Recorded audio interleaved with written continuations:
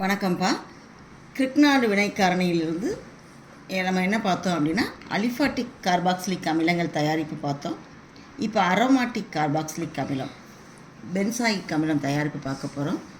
அப்போ phenyl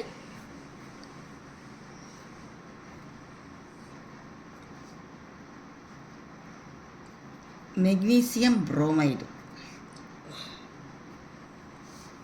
phenyl magnesium புரோமைடோட carbon டை ஆக்சைடை சேர்க்குறோம். கிரிக்னாடு வினைக்காரணி அப்படின்னு சொன்னாலே உலர் ஈத்தர் தான். கார்பன் டை ஆக்சைடு பென்சீன் வளையத்துக்கும் இந்த எம்ஜிபிஆருக்கும் நடுவில் போய் ஜாயிண்ட் ஆயிரும். பென்சீன் வளையம், கார்பன், OMGBR.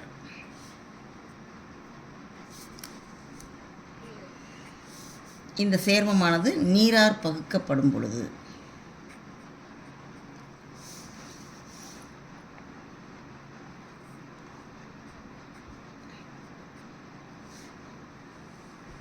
MGBRோட OH சேர்ந்துடும்.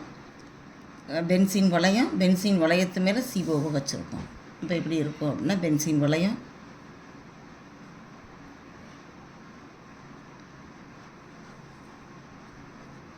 பென்சீன் வளையத்தோட COOH அப்படின்னு சொன்னோம்னா பென்சாயிக் அமிலம்.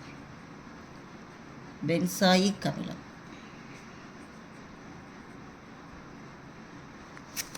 MGBR OHம் MgOHBr.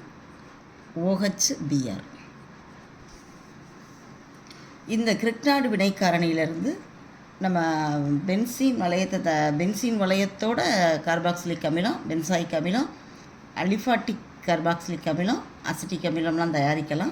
ஆனால் ஃபார்மிக் அமிலம் மட்டும் தயாரிக்க முடியாது. ஃபார்மிக் அமிலம் மட்டும்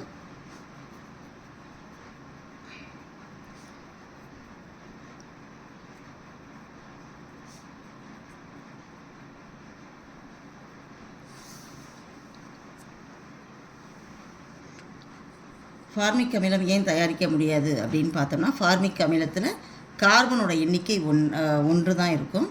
அப்போ நம்ம கிரிக்னாடு வினைக்காரணின்னு சொல்லும்போது கண்டிப்பாக அதில் ஒரு கார்பன் இருக்கணும், மெத்தில் புரோமைடு இருக்கும், கார்பன் டை ஆக்சைடில் ஒரு கார்பன் இருக்கும். அப்போ கண்டிப்பாக குறைஞ்சது 2 கார்பன் உடைய கார்பாக்சிலிக் அமிலத்தை தான் தயாரிக்க முடியும். ஃபார்மிக் அமிலத்தை தயாரிக்க முடியாது. காரணம் ஒரே ஒரு கார்பன் இருப்பதால்.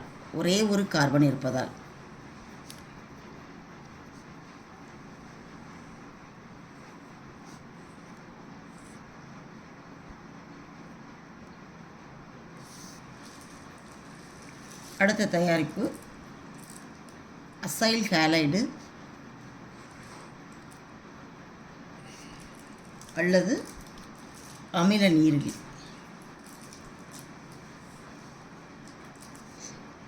நீரார் பகுப்பு வினை.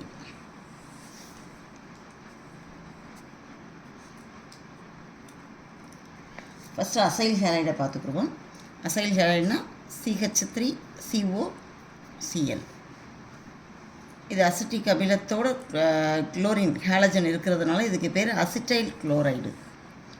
இதை நீரார் பகுக்கும் பொழுது என்ன கிடச்சிருக்கும் அப்படின்னு பார்த்தீங்கன்னா, H2O சேர்த்து வினைப்படுத்தும் பொழுது இது பிரேக் ஆகிருக்கும். இந்த Clோட ஹைட்ரஜனும் இந்த COவோட OHும் சேர்ந்துருக்கும். அப்போ HCl வெளில வந்துடும். CH3COOH அசிட்டிக் அமிலம் கிடைக்கும்.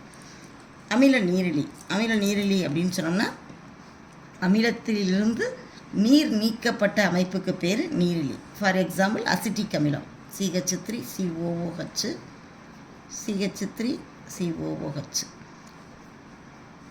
2 அசிட்டிக் அமில மூலக்கூறிலிருந்து இதில் ஹைட்ரஜன், இதில் OH நீக்கப்பட்டால் அதுக்கு பேர் அமிலம். அமிலத்திலிருந்து நீர் நீக்கப்பட்ட அமைப்பு, அதனால் இதுக்கு பேர் அமில நீரிலி.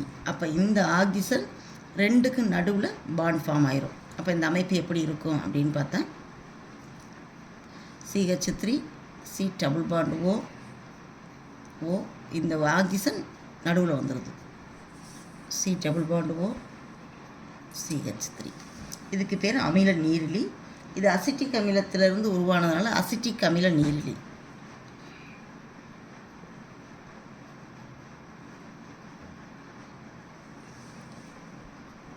அசிட்டிக் அமில நீரிலியை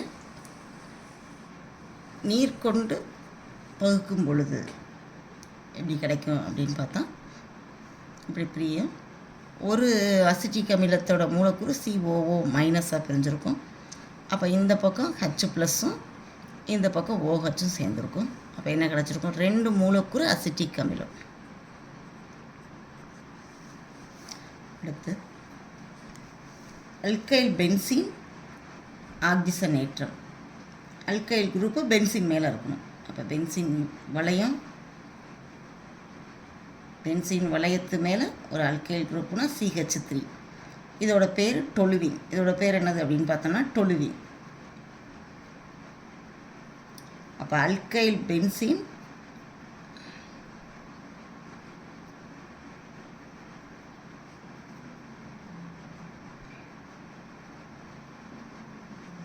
ஆக்சிசனேற்றம்.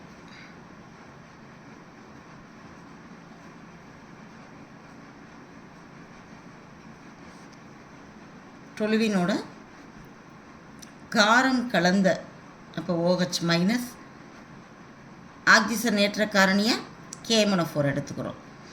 KMnO4 அப்படின்னு சொன்னாலே வலிமை மிக ஆக்சிசனேற்றி. அப்போ என்ன ஆகுது அப்படின்னா இந்த அல்கைல் குரூப்பு அமிலமாக மாற்றப்படுகிறது. பென்சின் வளையம்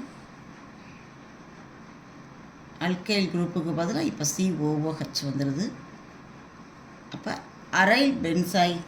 அரைல் குரூப்போட கார்பாக்சிலிக் அமிலம்.